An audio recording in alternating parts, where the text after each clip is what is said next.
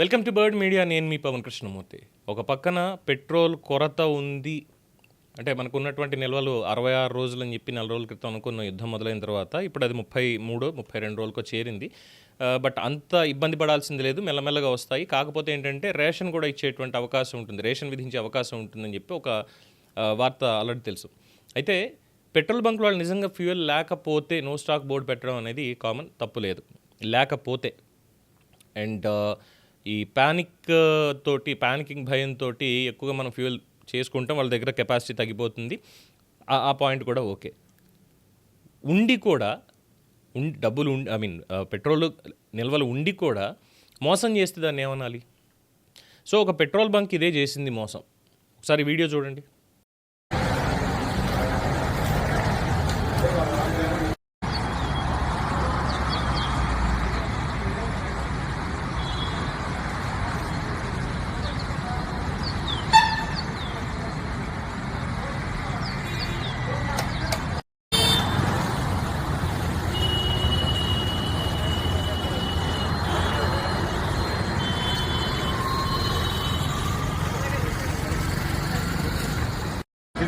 మెదిలింగ్ cylinder ఏ class ఉంటుంది, గ్లాసుది ఉంటుంది.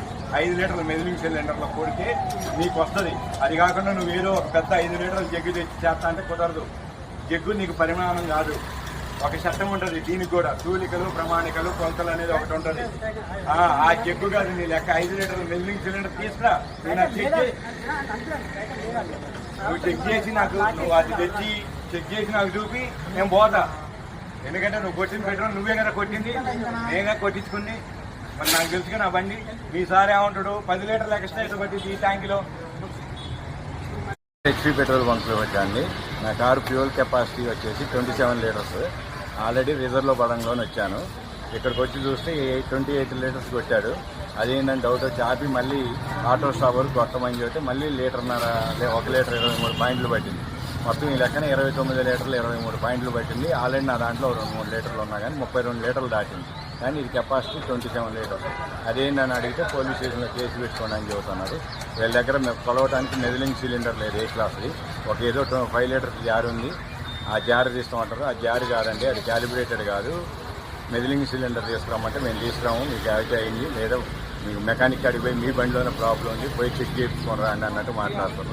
అది కాదు ఇది కాదంటే పోలీస్ స్టేషన్కి పోండి అంటారు. కానీ మేనేజర్ని పిలిచి ఆయన ఇంతవరకు రాలేదు, ఎండిఎం మా బంకులో ఏం జరగలేదు, మీరే అబద్ధం ఆడతారు, మీకు నచ్చిన కింద చేసుకోపోండి అని ఆయన చెప్పి ఫోన్ పెట్టేసింది. ఇది జరిగిందండి.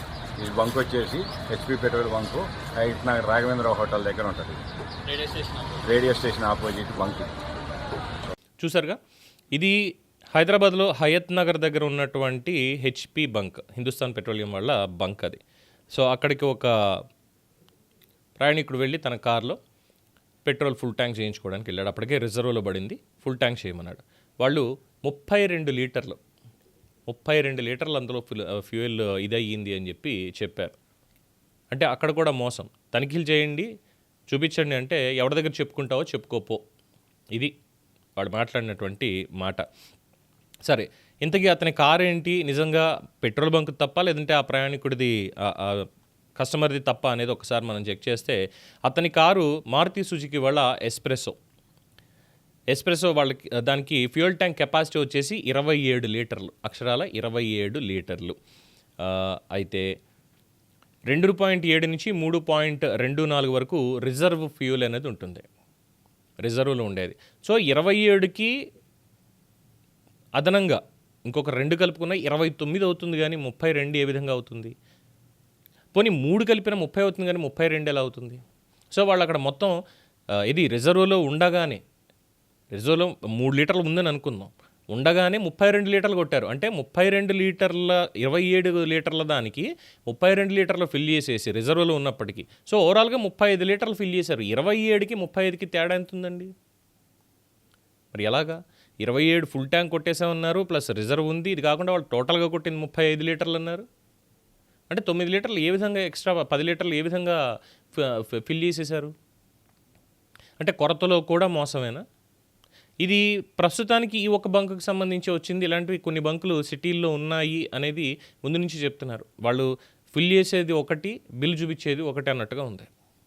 సో తూనికలు కొలతల శాఖ వాళ్ళు మరి ఎప్పుడు ఈ బంకుల మీద రైడ్ చేస్తున్నారు, ఎప్పుడు వాళ్ళ రికార్డ్స్ అని కూడా చెక్ చేస్తున్నారు? ఎందుకంటే మిషన్ ట్యాంపరింగ్స్ కూడా జరుగుతున్నాయి అనేది ఎప్పటికప్పుడు మనం చూస్తూనే ఉన్నాం. అనేక చోట్ల మోసాలు, రీడింగ్ అంతా కూడా ఇచ్చేయడం, లోపల చిప్పులు పెట్టడం, ఇవన్నీ కూడా. సో ఎక్కడికక్కడ దాడులు చేస్తున్నారు, బంకులు సీజ్ చేస్తున్నారు, ఇవన్నీ కూడా అవుతున్నాయి. కానీ ఈ మోసం మాత్రం ఎక్కడ ఆగట్లా. చాలా తక్కువ పెట్రోల్ కొట్టి మొత్తం ఫుల్ కొట్టేసామని చెప్పడం, డబ్బులు అదనంగా వసూలు చేయడం, ఇది చేస్తున్నటువంటి పని. సో కొరతలో కూడా ప్రజల్ని ఈ విధంగా కూడా మోసం చేయొచ్చా? మరి ఇలాంటి ఈ మోసం చేసే వాళ్ళని ఏం చేయాలి? మీరే చెప్పండి. మీ అభిప్రాయం తెలియచేయండి. చూస్తూనే ఉండండి ది బర్డ్ మీడియా.